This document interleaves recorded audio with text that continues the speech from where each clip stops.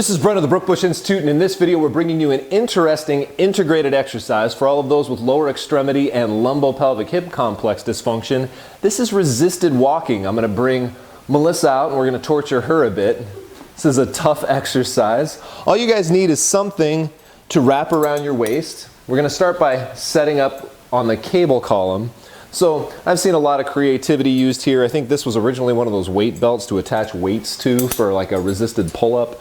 I've used the cuffs that go around elbows for hanging leg raises. I've even used thick pull-up assist bands hooked to a cable column just so that I can put something around the hip joints or around the pelvis just in front of the ASIS here and get it hooked up to a cable column so I can create an anterior to posterior force. Now, before we start resisted walking, which sounds like, oh, we're just going to walk and there's going to be some resistance, which is all well and good, but we don't want to reinforce compensation patterns. We want to improve patterns. When we do integrated exercise, what we're trying to integrate is the muscles we had previously assessed as underactive. In the lower extremity, that tends to be the glute complex, the medial stabilizers of the knee, and my inverters. Right, so here's what it's going to look like. First things first, I'm going to have Melissa get into a little bit of a quarter squat position here. So we got a little bend to the knee. And I want her to drive through whichever leg's going to end up in the back here. Squeeze her glute, lock her knee, and push off from the ball of her foot. Let me see that. Boom, push. Right, like she's trying to take off like she's going to sprint. Let's see one more step. Good, and you can see nice squeezed glute, right? Her knees locked, and she's up on the ball of her foot, back nice and slow. Now, if you're on a cable column, you're going to have to keep this to like 2 sets or 2 steps and then switch legs. An advantage to the cable column is that eccentric loading is also very difficult and maybe beneficial unto itself. Let's see the other leg. Good. Nice and slow on the way back. Whoa, nice and slow.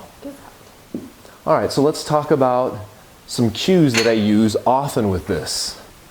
All right, so the first thing I want to make sure Melissa does is that she doesn't do this, right? Just walk, right? I see this a lot with resisted walking, which drives me nuts. People like hook their heel in and then pull with their hamstring. Yeah, great athletes, great movers don't pull, they push.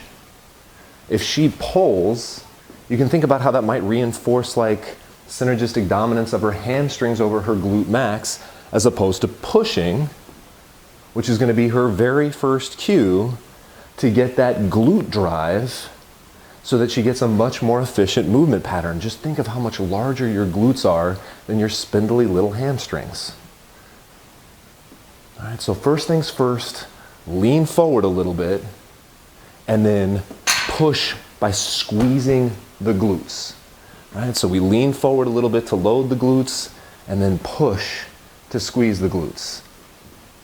If I couldn't get that to happen, what I could intentionally do is maybe add back in, if I hadn't already, some glute max activation exercises, maybe even some bridges during her core integration exercises, so that when she got to this exercise in her movement prep or her warm-up or her rehab routine, her glutes were ready to go.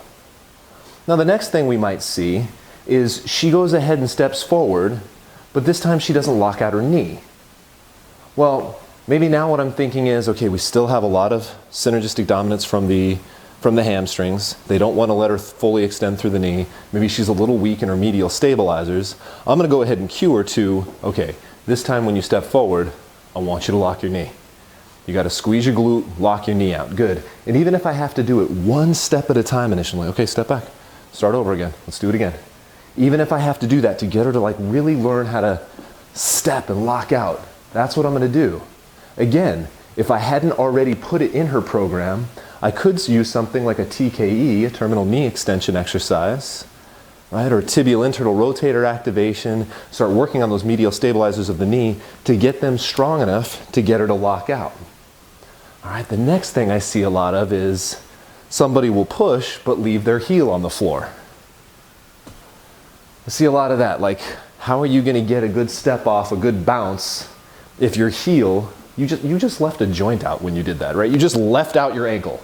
I'm not going to move my ankle today. That's not a good thing. We have a lot of people who have ankle dysfunction. We need to make sure they integrate their ankle. And if you've been using tibialis posterior activation, then all of these cues will already be set up.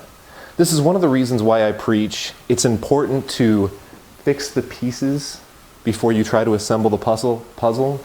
In other words, I believe you have to activate individual muscles before you try to integrate new movement patterns. One of the reasons is because it sets up all of our teaching cues. So you remember your tibialis posterior activation? Good. So toes up, push through the ball of your foot. I want you to kind of like, yeah, press off. Boom. Good. Good. And back a little bit. She's getting more and more powerful. She's pulling more and more on the cable. This is really good. So you guys can see how we're starting to integrate all that in. And the last trick I'm going to show you is you'll get those people who collapse into their step, right? They try to take a step and they do this sort of thing, right? Also known as a positive Trendelenburg sign is the collapse of that pelvis, also known as gluteus medius weakness. So of course I could integrate back in gluteus medius activation and see if that fixed the problem. A little additional cue I can give you is rather than have somebody step straight out, you could have them step out this way, which is going to integrate a little bit of abduction, which is going to force their gluteus medius to fire. So let's try that. Boom. Right, and then the next step. So this isn't quite the waltz step that we see in sidestepping, right? We're not quite doing this. We're just doing a little bit of abduction. Just a little bit of a wide shuffle, or a wider shuffle than our normal walk, to make sure we're getting good gluteus medius activation. And from here, let's say I've set all of that up, I can get even more torturous. Now I'm not going to be able to show you how much I would do because of the width of this camera angle, but what I really like to do is take somebody off the cable column, use something like a pull-up assist band. We end up setting up something that looks like we're training for the Iditarod. Maybe not a joke you want to use with your patients. Some people do not like to be referred to as huskies, but nonetheless, I think if you guys wrap your wrists around a band like this, wrap your wrists around a band like this, you've done a good job cueing up to this point, you guys can set up a pretty significant distance. Like, okay, we're going to do resisted walking for the next 50 feet. Boom, good, take another step.